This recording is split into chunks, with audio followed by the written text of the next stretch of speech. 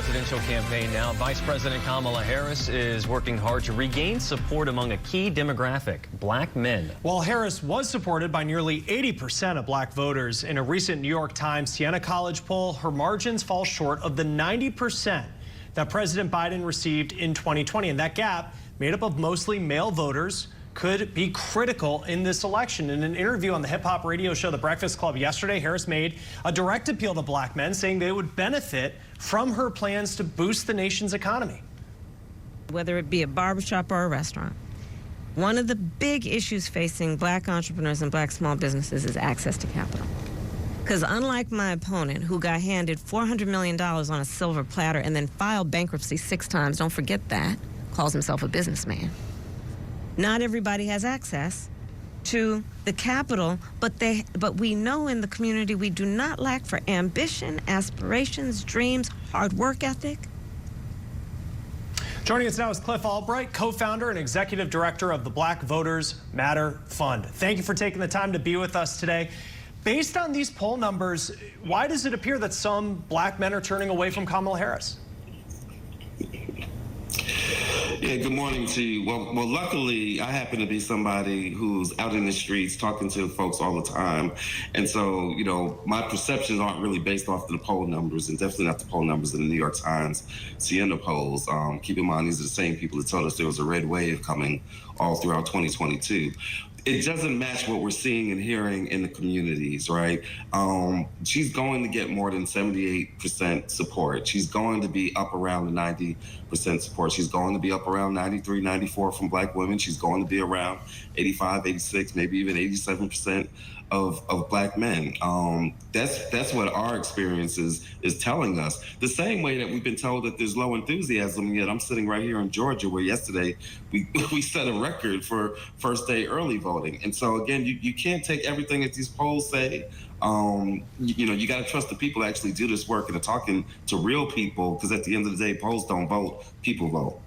Well, that may be true. Striking numbers, though. 78% is a much lower number than the 90%, so it's a double-digit margin there. I want to get your thoughts on former President Barack Obama. He's been one of the heavyweights on the campaign trail for Harris, and he addressed one of the elephant in the room aspects of this conversation, and that is gender, with a strong message to black men last week. Let's listen.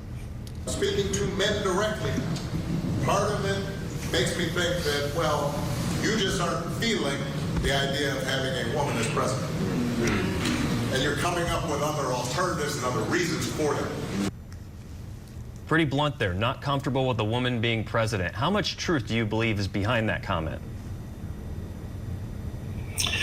You know, there's a little bit of truth for a very small segment of black male voters. At the end of the day, you know, Kamala is probably going to get about the same amount of black male support as what Biden got. And in some polls, I know that we were talking about the Times Siena, some polls have her at already getting around 81% or 19% of black men seeking some other option, you know, whether that's Trump or third party or something else, which is about the same as what it was according to exit polls in 2020.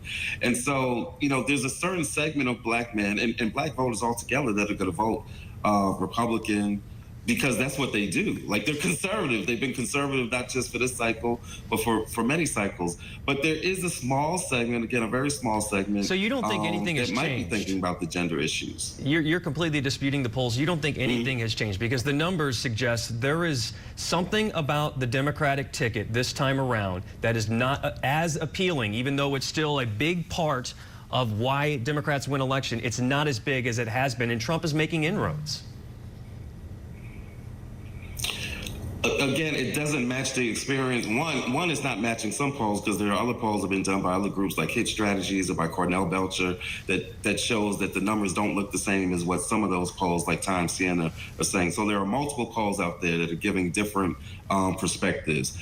Those polls, the Times Siena poll, it simply is not matching. I don't know how else to say it. It doesn't match what we're seeing and hearing. I've been doing voting work for 30 years. I've been talking to community members, including black men. I got a little experience of being a black man. And so I can tell you Trump is not going to get the types of numbers that some of those polls are showing. He's not going to get 20%. Again, these are the same people that told us Herschel Walker might get up to 50% of black men when he ran, because certainly black men would vote for a Heisman Trophy winner, and it didn't happen. Polls don't vote. People do. I talk to people every day, and it's not reflecting what the Times Siena poll is saying. Are there some real issues around black men that may be considering not voting? That's always an issue, and that's something that we got to continue to speak to and do outreach on. We got 3 weeks to continue to do that. But there is not a massive shift of people going to vote for the guy who tried to get the Central Park 5 executed, who has yet to apologize for that, and who tries to win us over with mugshots and ugly gold sneakers. That's happen. Let's turn to some of the proposals that she is now putting out, especially this week, that is targeting the demographic of black men. One of them includes $1 million loans to help black entrepreneurs invest more in black teachers. Also legalizing marijuana. She did this town hall last night with Charlemagne the God. And there was one voter on that actually accused her of offering up these proposals just to win last-minute votes. And you do have these polling numbers coming out, and it's, whether or not, we agree on whether they are accurate polling numbers. It's something that's dominating the news cycle right now. Why make these proposals now as opposed to doing it earlier on when she had entered the campaign? Yeah, so two things to keep in mind. One, as opposed to Donald Trump, who's been running for president for 9 years now, her campaign is actually only a couple of months old, right? And so she's been developing and coming out with new policies, the same way that she came out for economic policies and then added on to that. And so that's one reason. But the more important reason is this. Although this is a new package that she's presenting, if you read it, most of what's in there are things that either she has already done or has already tried to do, whether having done some of this as vice president or in her time as senator or in her time as DA, as attorney general. Again, using the marijuana example, they're talking about legalizing and opening up, marijuana enterprise and economics for black communities that have been plagued. She's already, there's already been an executive order that has pardoned simple possession, and as a DA, she has some experience with that. There are other things in there around job training, around health. There are other things in there that are extensions of things that she has already done. So she's not new to this. These are many policies that she has already been working on and has actually done things on. The economic development, they've already given money to black farmers who have been discriminated against.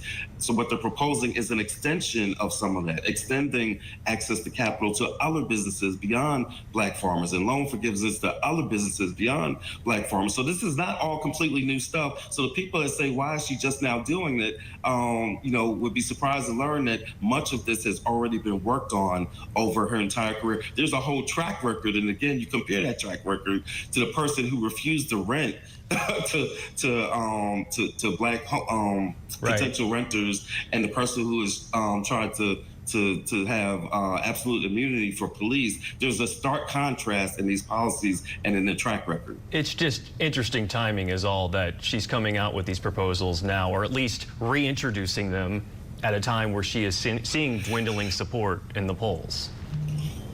Some people say, where's your policies? And then you give them the policies and they say, oh, you're just doing it to cater to us.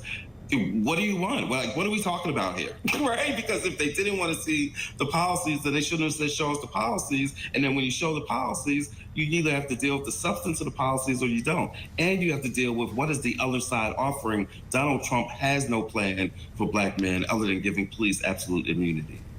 Cliff Albright, co-founder and executive director of the Black Voters Matter Fund. Thank you for taking the time to speak with us. We appreciate it.